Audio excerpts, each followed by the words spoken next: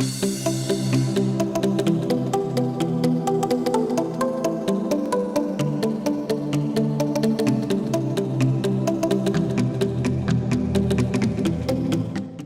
ese artículo quinto del decreto de 1993, del 7 de mayo de 1993, este es un decreto que emitió en aquel entonces el expresidente Salinas de Gortari, bajo sus facultades como ejecutivo de la nación.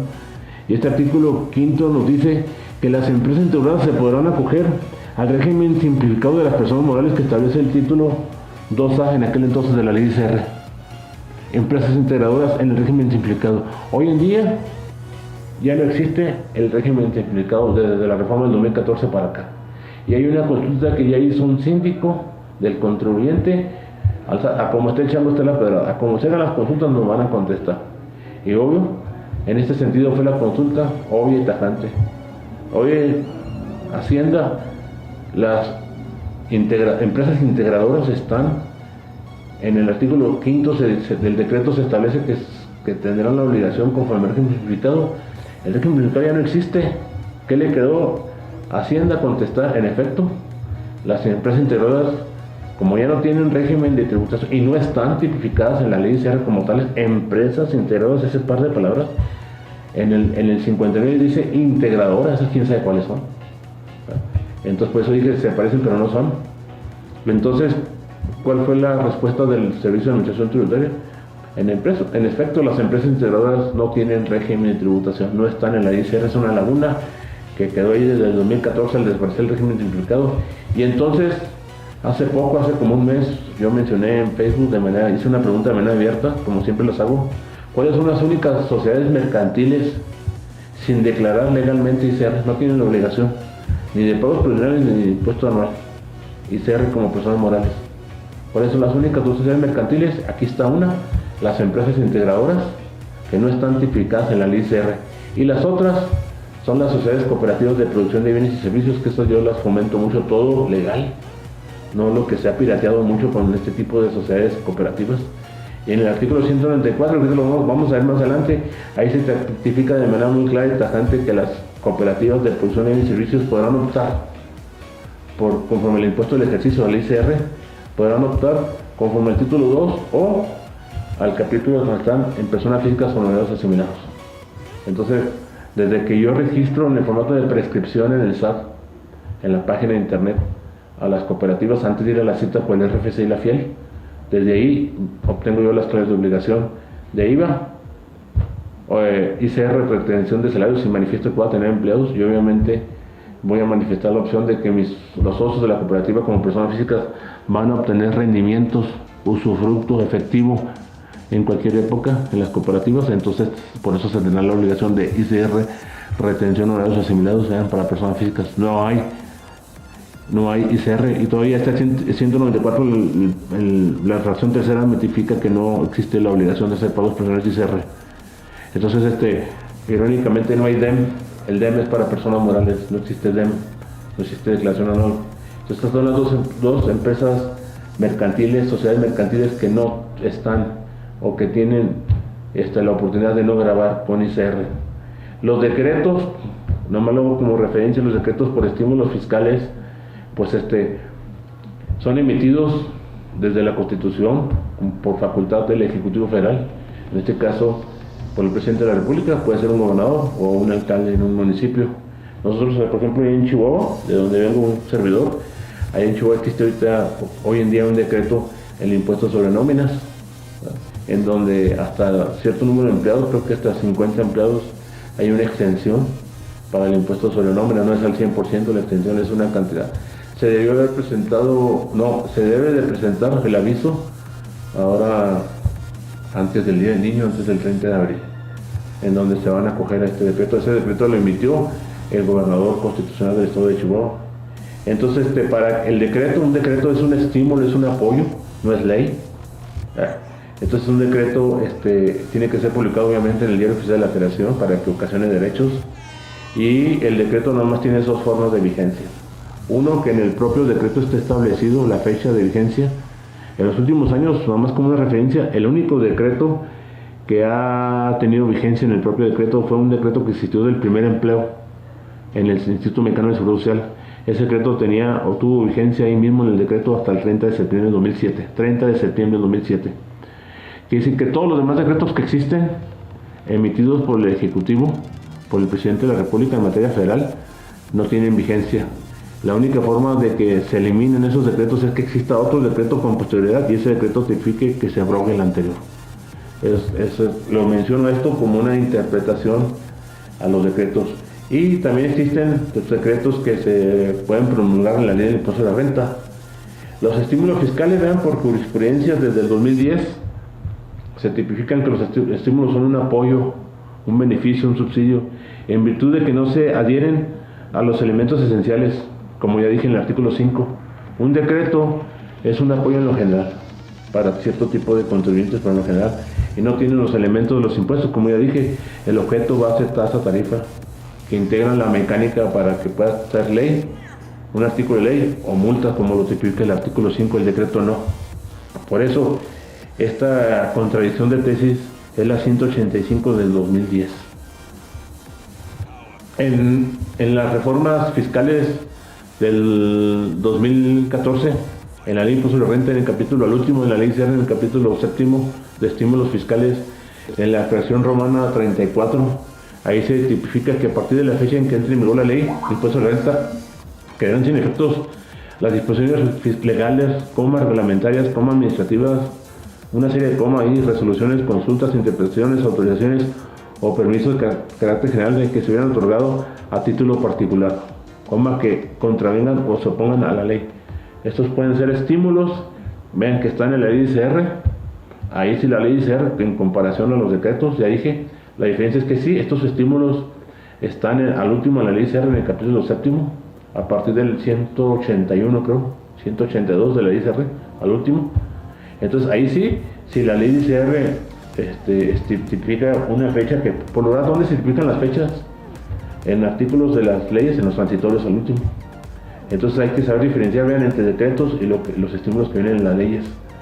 El artículo 7, otra vez volviendo al artículo 7, ahorita lo mencioné, con la asociación de participación. También este tercer párrafo nos menciona el artículo 7, que es, para los efectos de esta ley, se considera previsión social.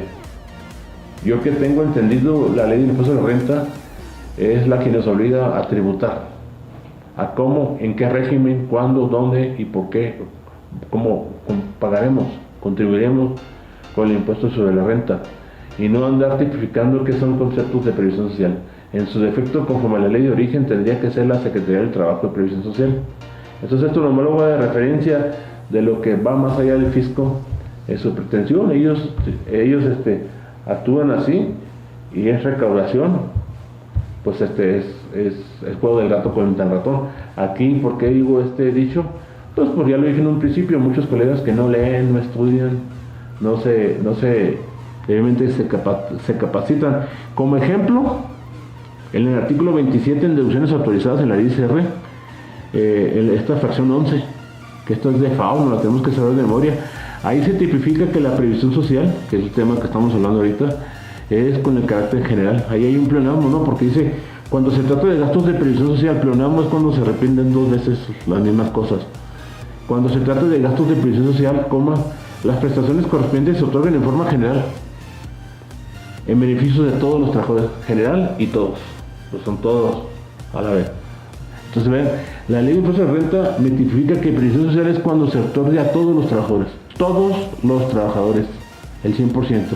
La única excepción es cuando hay sindicato, pero si una empresa no tiene sindicato, quiere decir que vean, en interpretación es previsión social, no nada más el concepto de ayuda, de apoyo, que en su mayoría es en especie para el trabajador y su familia, no, que tiene que incluir para todos lo mismo. Entonces es muy importante el recalcar esto, porque hay prestaciones que pasa, yo puedo tener una prestación que se parece a previsión social, pero si eso no se le entrega a todos los trabajadores, la ley me dice que para que sea de una deducción autorizada en previsión social tiene que ser para todos. Entonces, hay prestaciones que se parecen y que yo les puedo otorgar en lo individual, y que para inclusive quitarme el carácter de previsión social, quitarme el carácter de posiblemente sea una no deducción autorizada, o sea, un probable gasto no deducible, pues aquí la magia es el tipificar todo este tipo de prestaciones como una norma de trabajo, con todos sus detalles, con sus comisiones de trabajo, aplicando los artículos 153 en adelante en la Ley Federal de Trabajo. ¿Qué es esto? En el reglamento interior de trabajo. Si yo tipifico una prestación para un grupo de mis trabajadores, en especial, por ejemplo, miren, aquí está esto, un micrófono, los ratones, la computadora, pues todo esto lo estoy utilizando ahorita para trabajar. Yo si fuera empleado de una empresa, pues estas son herramientas de trabajo. Entonces las herramientas de trabajo tipificadas y detalladas en el reglamento interior de trabajo, vean, de entrada no son despreciables, son 100% deducibles como herramientas de trabajo, ¿verdad? Y para efectos de la Ley de Seguro Social basta ver el artículo 27 de la fracción 1 de la Ley de Seguro Social. Ahí bien claro nos tipifica que las herramientas similares, ropa, no forman parte del salario base de cotización.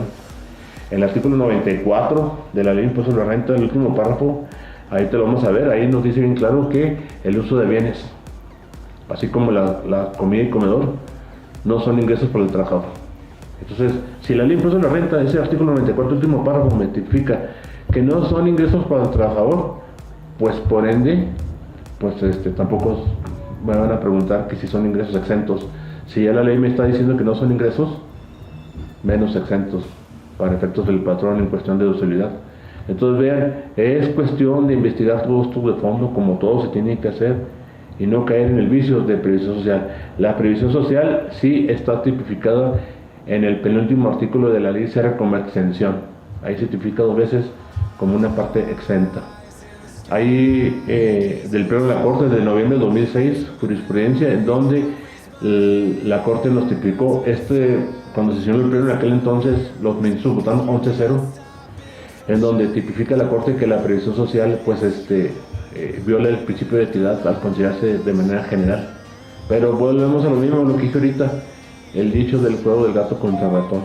¿Quién conoce estos criterios de jurisprudencia? ¿Quién los estudia? ¿Y quién los tiene en su computadora debidamente almacenados y archivados en orden consecutivo por títulos y conceptos? En la práctica pues somos muy poquitos, y entonces por eso es que esa fracción 11 del 27 sigue mencionando lo de la generalidad. Y por ende, si un patrón en una visita domiciliaria se quiere defender porque le están haciendo la previsión social no deducible porque no lo otorgó de manera general, vean, ahí hay un arma letal de defensa fiscal con este criterio de jurisprudencia del pleno de la Corte, pero vuelvo a insistir, no se conoce. Un ejemplo de otra prestación que la tengo aquí en mi computadora, una prestación que se puede asemejar a previsión social, es una ley, es otra ley federal, otra ley, no es la ley de ICR, es la ley de ayuda alimentaria para los trabajadores. Y aquí en este artículo séptimo que tengo aquí en mi computadora, ahí se tipifica que los patrones podrán establecer, así le pondría yo en el contrato del trabajo individual. Los contratos de trabajo son individuales, no son de machote como los que se agarran en internet. Entonces ahí está, el mismo artículo lo dice, los patrones podrán establecer esquemas de ayuda alimentaria. ¿Para qué? Para elevar el nivel de calidad de vida. Aunque suene en broma, no es lo mismo andar comiendo todos los días papitas con chile colorado a comer frutas y verduras. Elevar el nivel de vida y calidad de vida es más años con salud, que es lo que queremos todos. Por eso los japoneses duran hasta 100 años. Nosotros tenemos un promedio de vida de 73, 75 años en México, porque ahí andamos comiendo tacos en la calle. Vean la gran diferencia. Entonces, en la calidad, al elevar la calidad de vida, pues también se eleva el desempeño, la productividad en las empresas. Todo esto, vuelvo a repetir, tipificado en el reglamento interior de trabajo. Al elevar la productividad, el desempeño, la calidad, se evitan demoras, mermas, como le llaman en el maquilador, retrabajo, que esto le cae muy gordo a los extranjeros. Entonces, con todo esto es porque el trabajador está saludable, está bien alimentado. Y aquí se establecen comidas, comedores y restaurantes. Vean, aquí hay que clasificar muy bien nuestra raíz, la contabilidad. La cuenta contable sería ley de ayuda alimentaria para los trabajadores. La subcuenta, comidas proporcionadas a los trabajadores, y la subcuenta, ahí dice una fracción B, restaurantes. Entonces, tipificado así contablemente y soportado esto en el reglamento interior de trabajo, El reglamento interior de trabajo es para todos los trabajadores, pero se puede individualizar para un grupo de trabajadores. Por ejemplo, como norma de trabajo de protección, los trabajadores tienen que traer cascos. Pues sí, pero no van a hacer todo, ni los administrativos. Obviamente los cascos, los que anden allá adentro en la mina, por el riesgo que tengan. Igual como reglamento interior de trabajo, se pueden identificar como herramientas las plumas Mont Blanc. Esas plumas de mucho caché con aleación de oro y la punta blanca de marfil. Entonces esas plumas, pues para quién serán, para el gerente, el que amerite la actividad, el desempeño conforme a sus funciones en su contrato. Entonces vean, aquí por ejemplo este restaurante, pues es muy importante soportarlo, como ya dije ahorita, desde la contabilidad, cómo está registrado, con los documentos en los que demuestre que sí es el restaurante conforme a esta ley de ayuda alimentaria para los trabajadores, para no confundirlo con la fracción 20 o 21, el 28 no deducibles, en donde una factura sola de un restaurante, pues hay que tener cuidado. Esa es nada más deducible hasta un 8.5% y siempre y cuando la empresa lo haya pagado con una tarjeta de la empresa. Entonces vean las diferencias que hay que establecer. Y aquí, ¿por qué puse ahorita esta ley de ayuda alimentaria por los trabajadores? Pues en referencia a la previsión social. Aquí se tipifica una fracción segunda, despensas, ya sea mediante canastillas, de alimentos o por medio de vales de despensa en formato impreso o electrónico. Esta ley nos permite tener vales de despensa impresos. Allá la fracción 11 del 27 en deducciones autorizadas se dice tácitamente que los vales de despensa serán monedero electrónico y por proveedores autorizados. Entonces aquí el formato impreso, esto no es con proveedor autorizado, este puede ser diferente. Hay que tipificarlo muy bien a detalle para que no se confunda con previsión social. Ahora, el artículo 13 de esta ley de ayuda alimentaria por los trabajadores nos dice ahí en medio, que así como para la entrega de despensas o de vales para despensa o para consumo de alimentos en establecimientos, restaurantes, serán deducibles en términos y condiciones que establezca la ley del impuesto a la renta. Aquí hay una triple contradicción de tesis de la Corte de la segunda sala en referencia al concepto de supletoriedad, la suplencia famosa en las leyes. Y esa contradicción nos dice bien claro que para que exista suplencia, o sea, vean aquí, la ley de ayuda alimentaria para los trabajadores está cumpliendo con su función, el de tipificar, que para efectos de este tipo de prestaciones que tipifica, como ya lo dije, el artículo 7, sean deducibles, serán conforme a los términos y condiciones que establezca la ley ICR. El problema es que en la ley de impuesto a la renta, ¿en dónde está tipificada la ley de ayuda alimentaria por los trabajadores? Y eso establece esta contradicción de tesis, que la ley a suplir, en este caso la ley ICR, establezca esto, la ley de ayuda alimentaria por los trabajadores, y hay una laguna inmensa, aunado, ¿dónde le damos jaque mate? Aunado a que si ya vimos que si este tipo de prestaciones de la ley de ayuda alimentaria por los trabajadores los tipificamos en el reglamento interior de trabajo como herramienta de trabajo. Ya vimos, otra vez repitiendo, que las herramientas de trabajo de manera fundamental no integran para el salario base de cotización, artículo 27, fracción 1 de la ley de seguro social, no son ingresos para el trabajador, por ende no son sujetos a retención de ICR, por ende no son ingresos exentos, al no ser ingresos para el trabajador ni tampoco son exentos para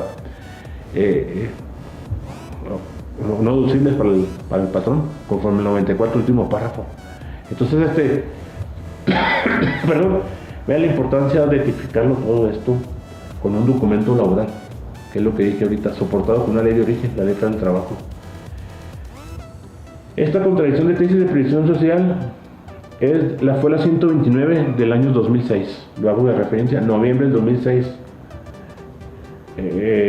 Aquí está mi material. Si a alguien le interesa mi material, con todo gusto mándenme un correo. Mi correo personal es jgonsales@itfiscal.com.mx, y latina, t de todos, itfiscal.com.mx, y con todo gusto un servidor, con todo público, Jorge A. González Ranchón. Es muy importante otro tema. Vean que se rige también con una ley de origen.